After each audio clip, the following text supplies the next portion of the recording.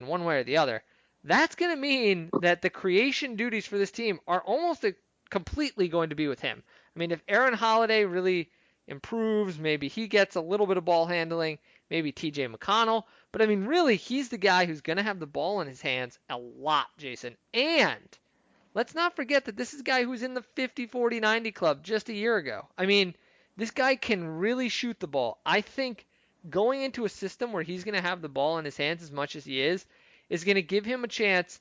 And let me just, I'm going to put this on the record. I think he could very well be a 20-point game, 20 points per game scorer next year, average 5 or 6 assists, 5 or 6 rebounds, especially if he's playing 35 minutes a game. I think those are, I'm not going to say locks, but I would go pretty close to saying he'll have a 25-5 next year if he plays the type of minutes that I would expect him to and starts at point guard. So I think he's a really good bet given that. The only other guy who really jumped to my mind, Jason, and while you were talking, it made me think of him, is Brandon Ingram. Um, Ingram's going to have a pretty good opportunity in New Orleans. Um, gun to my head, I will probably take Brogdon just because Brogdon hasn't gotten to play a lot of minutes while he's in Milwaukee. He's a guy who can play with the ball in his hands but hasn't gotten to because of the talent around him in Milwaukee. While with Ingram, he's played more minutes over his career, and also there's just more talent on this New Orleans roster. So he'll really have to make a leap. The plus side for Ingram is that this is a guy who's going to turn 22 just in about a few weeks from now. So, this is a guy who's really, really young. He's younger than a lot of the guys who just got drafted. And he's going to go to a situation where he's going to have some opportunity. I think the difference is that he's not going to have the ball in his hands as much. So, you heard it here first. Bet Malcolm Brogdon most improved player this year.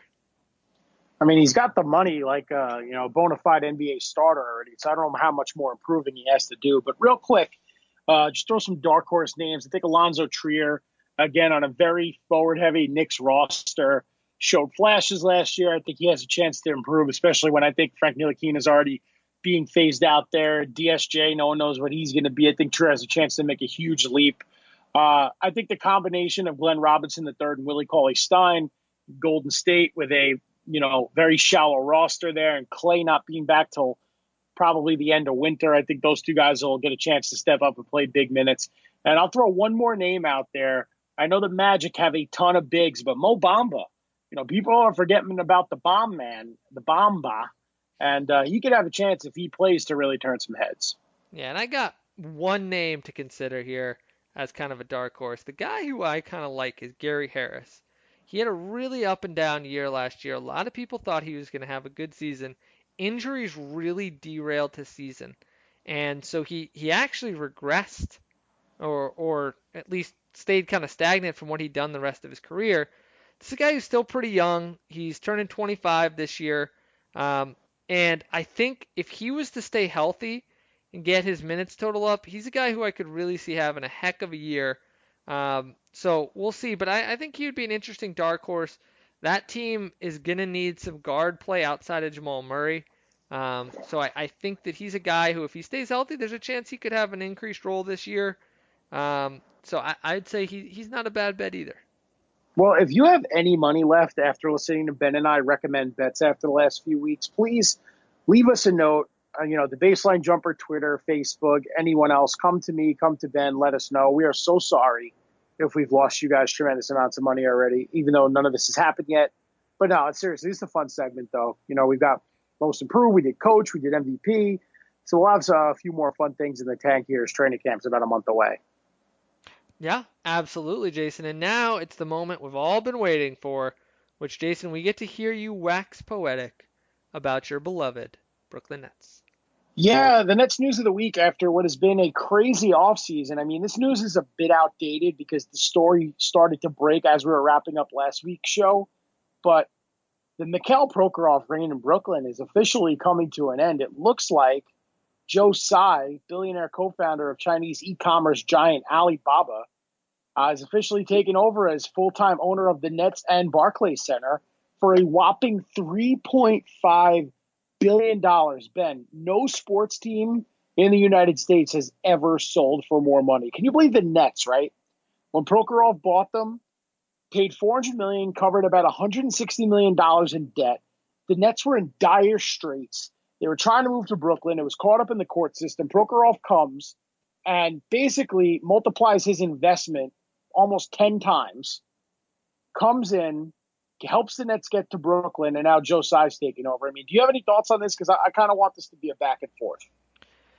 So, I mean, I think it's nice for the Nets. It's a good move in a lot of ways. It expands their global influence, which I think is great. And I think it also helps sort of distance them from the Knicks a little bit more. Not to mention the fact that it does shine a light on them, and it gives them, an owner who like Prokhorov, and even probably more so than Prokhorov, is going to be willing to spend to make this team competitive.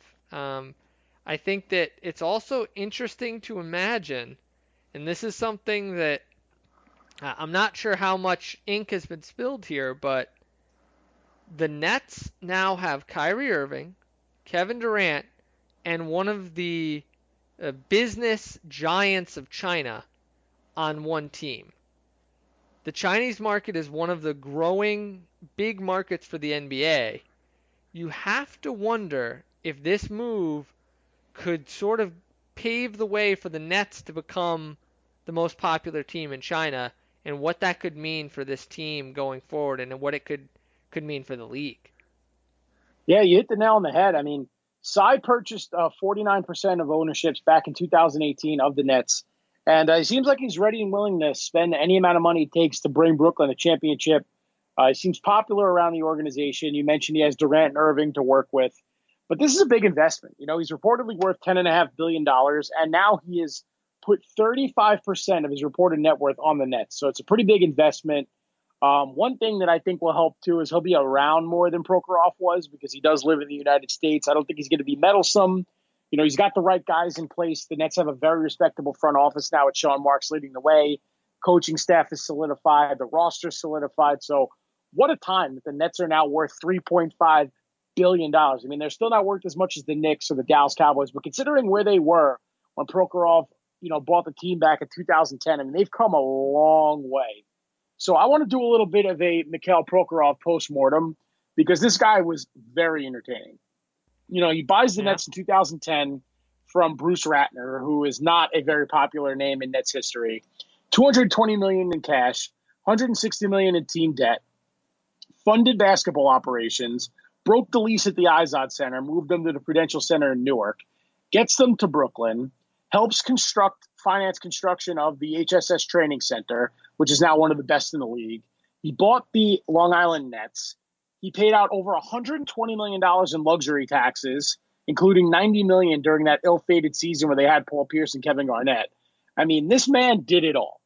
Okay, and the last good thing he did was finally getting out of the spotlight and bringing in Marks and Atkinson, which led to Durant and Irving coming to Brooklyn. And this is the funniest thing I wanted to mention. So he's had some fun with the media. When he first took over, he put a billboard up in the summer of LeBron in 2010 with the blueprint for greatness outside the Garden, him and Jay-Z. Obviously, LeBron never came to New York. But this, Ben, promised to get married if the Nets didn't win a championship in 5 years. Well, guess what? 10 years have now passed. Prokhorov is still not married. So, Mikhail Prokhorov, you're a very rich man, cashed out at the right time. Thank you for everything you did for the organization, and enjoy your money, man. I mean, he's got a lot to look forward to with that kind of cash. Yeah, I mean, it is that is something. He made quite an investment there. He's helped turn this team into something very different than what it once was, and good for them. Good for you, Jason. I'm very happy for you. And just one quick note, also, the CEO of the Nets and head of Brooklyn Sports and Entertainment, Brett Yormark, is stepping down, obviously, as a result of Tsai wanting to bring in his own guys. And there's a chance they get a very heavy hitter from Turner Sports. His name's slipping my mind, but he may be replacing him. But Yormark was a huge cog in getting the Nets from New Jersey to Brooklyn. He's been with the Nets 14 years. Barclays Center opened on his birthday, which is kind of cool, September 28th. He expanded the brand with the whole black and white theme and just the grittiness of Brooklyn. It helped identify into a lifestyle people could follow. I mean, this was a man that was marketing reversible jerseys when no one was going to net games. Oh, buy an Anthony Marr jersey, reversible. It's Kobe. Like, those things made me sick to my stomach when I was in college. But Mark ended up doing a lot for the Nets and the NBA. His twin brother runs Rock Nation Sports, so very successful family, and wanted to give him a quick shout out as we move on. But yeah, I mean, look, training camp starts in a month, and the Nets have had themselves quite the summer, that's for sure. Yeah, it has been quite a little run here for the Nets, and it just continues, Jason. I mean, there's just more to come at this point. I mean, they're going to be moving into a season where they're going to have some real championship contention dreams in this next year or two, and so we'll see. I mean, if Durant can come back next year, who knows? Otherwise, the year after that. But I mean, they're building something in Brooklyn, and I'm sure you're excited, as should be the other fans around the league, to get to watch this team kind of see what they can do. Absolutely. And that concludes your Nets Homer Boy segment of the week. And you know what, Jason? I think it concludes our podcast for today because that's about all we had. I mean, there's a couple other things floating around, but it is the light season of the NBA, so we appreciate you guys listening. Keep tuning in. Remember to subscribe, rate, and review. 5 stars, please. But we ain't ending yet. Ben, all right, I'm going to break it down for the listeners real quick. Ben was late. We know this. And now he wants to end early? I mean, I think we have one more quick thing to discuss and then a fun announcement that you're just failing to remember. It's like your lack of punctuality is just warping your brain. All right, Jason, you go ahead and announce our very exciting segment for next week, segment slash full podcast. I'm not sure what we're gonna call it for next week. We're gonna say a special edition of the Baseline Jumper?